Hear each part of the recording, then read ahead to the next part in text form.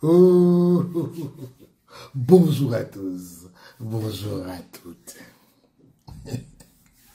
Je parcourais un peu les chaînes du Cameroun pour voir ce que les gens vont nous dire par rapport à la candidature, à l'élection de Samuel Eto'o comme membre du comité exécutif de la Confédération africaine de football. J'ai chopé quelqu'un là. Hein? J'ai chopé. Hein? Écoutez-le. Hein? Au-delà de la ténérité. Il est au comité exécutif de la CAF. And so what? Depuis quoi? Je ne vois pas. Je ne comprends même pas pourquoi on en fait un plan, on en fait une émission. Je ne comprends pas. Si vous m'expliquez, peut-être je vais mieux comprendre. C'est le président de la Fédération camerounaise de football qui entre dans un cercle fermé des décideurs de la CAF, membre du comité exécutif. Première chose, le Cameroun a régulièrement été au comité exécutif de la CAF. C'est faux, hein? Le Cameroun n'a jamais été régulièrement au comité exécutif de la CAF. Non, non, non, non, non. Au temps d'Amade, il n'y avait pas de membre du comité exécutif du Cameroun. Quand il dit régulièrement, ça veut dire que après Issa Hayatou, il y a eu des Camerounais. C'est faux. Voilà des gens qui ne connaissent rien. Ils ne connaissent rien. Ils disent que le Cameroun a été régulièrement. Parce que Issa Hayatou est resté là-bas 29 ans. C'est pour ça que le Cameroun a été régulièrement au comité exécutif. C'est faux. Le Cameroun n'a pas toujours été autant de Ahmad. Il n'y avait pas le Cameroun au comité exécutif. Donnez-nous le nom d'un seul. Voilà les gens qui vont à la télé. Parce qu'ils pensent que nous, là, on est des taris. Nous sommes des taris. Et on ne connaît rien. On continue. À travers ces divers présidents. On a eu un président qui s'appelait Issa Hayatou, qui est resté, je crois, 19 ans à la tête. 29 ans à la tête de la fédération, de la Confédération africaine de football, et qui a été débarqué, entre autres, grâce à l'intrépidité et puis les coups bas de Samuel Eto'o, qui aujourd'hui rentre dans le commerce. On a un président. Donc c'est Samuel Eto'o qui a fait que on enlève Issa Hayatou. Donc, vous-même, vous ne connaissez pas qui a fait qu'on enlève Issa Hayatou à la CAF. Est-ce que vous savez que le président Hayatou avait beaucoup de problèmes avec beaucoup de Camerounais, dont Joseph-Antoine Bell? Oui, Joseph-Antoine Bell était une personne qui avait des problèmes avec Issa Hayatou. Vous voyez? Il vient dire que Samuel Eto'o c'est grâce à Samuel Eto'o qu'on a enlevé. Pourtant, il sait très bien que celui qui a fait venir Ahmad pour battre Issa Hayatou, c'est Gianni Infantino. Oui! Comme ils ne connaissent pas, ils vont seulement à la télé parler, l'intrépidité. Voilà le mot, l'intrépidité. Ouais. Voilà les gens qu'on invite à la télé. Hein. Les gens qu'on invite à la télé. Ce n'est pas que on va dire que oui, on est parti ramasser quelqu'un au quartier. Et il dit qu'il est un grand journaliste. Hein? Il dit qu'il est un grand journaliste. Hein? Et il ne connaît même pas le début ni la fin. On continue un peu. De la CAF, qu'il a participé à faire partie de manière brutale et inélégante. Ça, c'est d'un. De deux, l'ancien président de la FECAFOOT était déjà au commerce, était premier et quatrième vice-président, voilà. D'où vient-il qu'on fasse de l'entrée de Samuel Eto'o, qui est en réalité un remplacement mécanique et numérique? Remplacement mécanique et numérique. Vous voyez comment les gens sont. Remplacement mécanique et numérique. Donc ça veut donc dire que Samuel Eto'o est parti remplacer Seydou Boumoudia. Remplacement mécanique. Donc automatiquement il était au commerce. Et numérique, ça veut dire que Samuel Eto'o va être quatrième vice-président. Après vous allez entendre quelque chose. Hein. Je ne veux pas seulement que vous allez entendre. Voilà. en tant que ressortissant de l'UNIFA. Mais tout n'était pas offert. Oui, tout n'était pas offert. Mathieu. Grâce à sa pugnacité, il est allé au TAS qui a jugé. Ça, au moins, il faut le reconnaître. Tout ça. Bon, le reconnaître, est-ce que ça en fait un objet de débat grandiose? Le reconnaître, je ne vois pas ce que ça apporte au football camerounais, je ne vois pas ce que ça apporte au football africain de manière concrète. Il a eu, le TAS a jugé cette affaire sur la forme. Okay. Parce que la Confédération africaine de football n'a pas d'organe spécialisé pour des questions éthiques. Donc, n'était pas habilité à juger. Donc, l'affaire n'a pas été jugée sur le fond. Donc, simplement, elle a dit, la CAF n'est pas habilitée à se prononcer là-dessus. Donc, on réintègre Samuel dans le processus. Et comme il est le représentant de l'UNIFAC et qu'il avait, la FECAFOOT lui a donné mandat, mécaniquement, il est rentré au COMEX. Dites-moi où est l'espoir là-dedans. Vous voyez, il ne connaît rien. Le TAS ne juge essentiellement les choses que dans le fond. Il dit que le TAS n'a pas jugé, a jugé sur la forme. Oui, il va même jusqu'à dire que le TAS a jugé l'affaire sur la forme et pas sur le fond. Le TAS, retenez ça, hein, le TAS ne va essentiellement qu'au fond. Je vous ai déjà lu une décision du TAS ici, où le TAS va dire que, va disséquer les articles jusqu'à vous dire que une affaire essentiellement sportive se gère comme ça, une affaire essentiellement éthique se gère comme ça. Vous voyez? Ils ne connaissent pas. Comment vous voulez discuter avec des gens comme ça? C'est-à-dire qu'il part dans, c'est-à-dire que dans sa tête, il est déjà négatif. Ouais, vous voyez? Voilà. Vous savez, on va sauter. On va sauter. Vraiment, écouter ce genre de personnes, c'est pas bon. C'est pas bon pour votre santé. C'est pas bon pour votre santé. Je vais vous faire écouter un petit plaisantin. Un petit plaisantin qui pense que... Déjà, je vais vous dire.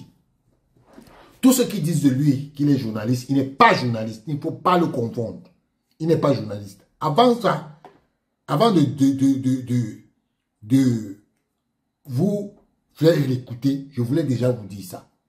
Il n'est pas journaliste. Allons d'abord. Et après, maintenant, je vais vous allez écouter. Au-delà du fait que je fais bien les... J'attends peut-être son mandat. Hein.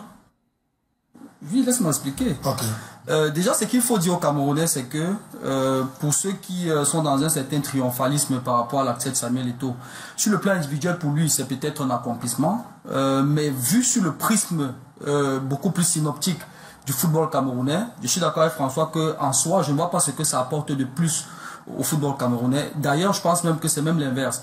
Parce que lors de la dernière mandature, les derniers 4 ans qui se sont achevés, on avait un Camerounais qui était 4e vice-président. Et là, on a un autre qui entre au COMEX, mais qui est simplement membre du COMEX. L'autre chose qu'on explique aux Camerounais, c'est que pour déconstruire un peu ceux qui sont dans l'extase, qui sont dans l'émotion démesurée depuis hier, c'est que l'objectif de Samuel Eto'o, d'après les informations que nous avons tirées de très bonnes sources au sein de la Confédération africaine de football, c'est que le poste qu'il briguait au sein de ce COMEX, c'était le poste de premier vice-président, parce qu'il comptait dans sa bataille à distance avec Bobo Njoya, on ne va pas faire ici le rappel des dissensions qu'il y a entre les deux, être premier vice-président, et donc il estimait qu'en étant premier vice-président, il aurait quelque part non seulement chassé entre guillemets Bobo Njoya, qui était son ami, devenu son ennemi aujourd'hui, du comité exécutif de la CAF, mais que non seulement au-delà de ça, il aurait occupé un poste meilleur que lui au sein de ce COMEX. Mais après l'élection, comme ça se veut, au sein du COMEX, il y a eu une élection justement pour répartir qui sera premier vice-président, deuxième vice-président, troisième jusqu'au 4e vice-président. Samuel Eto'o, qui postulait au poste de premier vice-président, a été malheureusement débouté lors de cette élection intra-comité exécutif de la Confédération africaine de football. Menteur! Voilà quelqu'un qui vient vous mentir en direct. Il y a eu l'élection quand? Élection pour être premier vice, deuxième vice, troisième vice, 4e vice. Ce n'est pas possible. Mes chers frères, vous savez, voilà les gens qu'on invite à la télé. Ils disent que de très bonnes sources à la CAF. Il n'a aucune bonne source à la CAF. Lui là qui parle là, il ne connaît personne à la CAF. La preuve, pourquoi ces sources ne lui avaient pas dit que Seydou Bobo Njoya, sa candidature avait été Moi, je vais vous dire une vérité aujourd'hui. Est-ce que vous savez que la veille des élections à la CAF, je connaissais les noms des des candidats qui devaient être élus. C'est dans mon téléphone. Je ne sais pas si je vais m'amuser à vous montrer ça. Ce gars, il ne connaît rien à la CAF. C'est-à-dire que voilà les affabulateurs, des gens qui viennent ici et qui racontent leurs histoires. Je dis que la veille des élections, j'ai reçu un message. Voilà les noms qu'on m'avait envoyés. Voilà les noms. Voilà les noms. Vous discutez. Je connais, il ne connaît rien. Vous savez quoi? Je vais vous dire quelque chose. La Confédération africaine de football, je vais m'arrêter là, je ne discute plus, on ne les suit plus. La Confédération africaine de football a en son sein l'Assemblée générale. Après l'Assemblée générale, il y a le comité exécutif. Après le comité exécutif, il y a le secrétariat général. Voilà. Le comité exécutif est composé actuellement de 20 membres. 7 qui sont au comité exécutif, mais qui sont aussi à la FIFA. Et il y a le président qui est en même temps au comité exécutif et à la FIFA. Mais tous ceux qui sont membres du comité exécutif, qui sont membres du conseil de la FIFA, participent aussi au comité exécutif et au conseil de la FIFA. Et il y a 12 personnes par zone. 12 personnes classées par zone qui sont membres du comité exécutif et qui sont chargés de prendre des décisions. Maintenant, c'est à la discrétion. Comment ça se passe? Le fait que on dise que Richard Nara, tu es premier vice-président, il n'y a jamais d'élection. C'est le président de la CAF qui décide de choisir parmi tous ses membres ceux qui sont premier vice, deuxième, troisième, quatrième. Et il a l'obligation de mettre une femme dans son COMEX. Il a l'obligation de mettre une femme. En général, cette femme-là, elle est en général membre de la commission du football féminin. Président de la commission du football féminin. Donc, c'est les quatre premiers. Et puis, il peut mettre la femme troisième vice-présidente. Hein. Ça dépend de lui. C'est dans les statuts de la CAF. Allez dans les statuts de la CAF, vous allez voir. Alors, il n'y a jamais d'élection pour nommer un membre, pour mettre un membre premier vice-président, deuxième vice-président. Donc, le choix du premier vice-président incombe au président. C'est lui qui décide.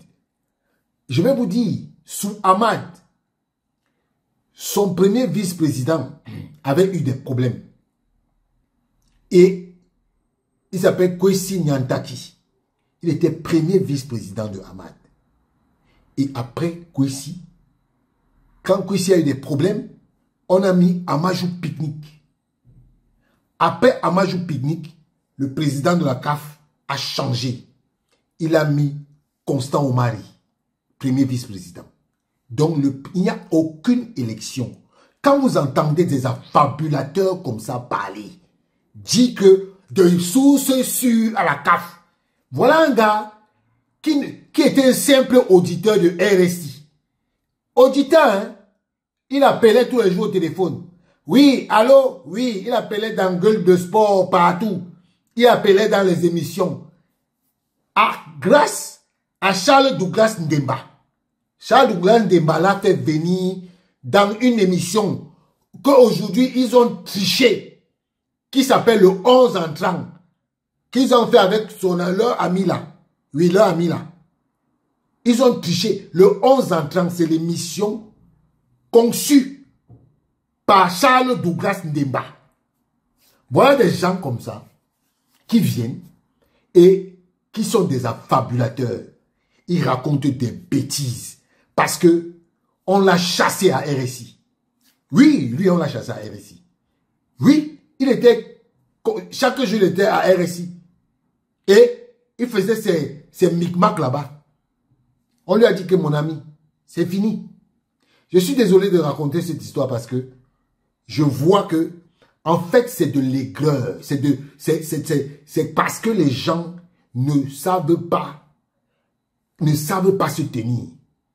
Donc, petite parenthèse, j'ai fait une petite parenthèse. C'est pour vous dire donc que la Confédération africaine de football, il n'y a pas d'élection pour devenir membre, premier vice-président, deuxième vice-président, troisième vice-président. Vous l'avez bien écouté.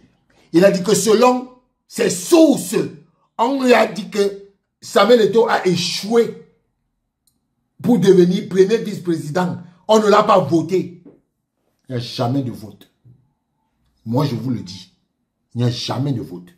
Donc, je voulais simplement vous faire comprendre que j'ai pris ces deux exemples pour vous montrer que, en fait, vous savez, les gens restent souvent, ils n'ont rien à faire. Mais parce que il faut insulter Samuel Eto'o pour devenir célèbre. Oui, ils ont compris ça. Ils ont compris. L'autre, lui, il avait fait son livre parce que Samuel Eto'o n'a pas mis la dédicace, c'est devenu son problème. Donc, chacun a son problème. Quand vous voyez les gens venir à la télé comme ça, chacun a son problème. Moi-même, je défends Samuel Eto'o parce que Samuel Eto'o m'a rendu célèbre. C'est pour ça que moi aussi, je le défends, non? Chacun peut insulter Samuel Eto'o comme il veut. Mais il y a une chose qui est claire. C'est que tout ce que vous voyez là, ce sont des gens qui ont été déçus. Ils ont été déçus. Mon frère, qui t'a envoyé? Qui t'a envoyé? Tu n'es pas écrit ton livre, on n'a pas récupéré tout. C'est devenu un problème. C'est devenu un problème. Pardon. Il faut laisser les gens tranquilles. En tout cas, je voulais prendre ça pour vous faire comprendre qu'il y a des gens qui viennent à la télé raconter des affabulations alors qu'ils ne connaissent rien. Rien. Ils ne connaissent rien. Surtout ces deux-là. Moi, je vous dis, ils ne connaissent rien. En tout cas, cessez. Il y a des gens, quand ils m'appellent même dans mes lives, je comprends que waouh, celui-ci il a de la matière. Celui-ci, il est. Je remercie beaucoup tous ceux qui viennent dans mes lives là. Les gars, vous êtes super intelligents. Je vous dis ça aujourd'hui. Vous êtes super intelligents. Je pense à Oscar, à JBO, à Madame Yogo, même à Priscille et les autres qui et tout ça là. Vous êtes hyper intelligents. Hyper intelligent. Et c'est moi qui vous le dis. Parce que quand je regarde votre pragmatisme, même votre façon de critiquer, vous critiquez souvent, hein, et vous critiquez de façon amère. Il y a de l'intelligence et de la connaissance dans vos critiques. Pas des affabulateurs qui viennent là parce qu'ils ont des problèmes avec les gens. Ciao.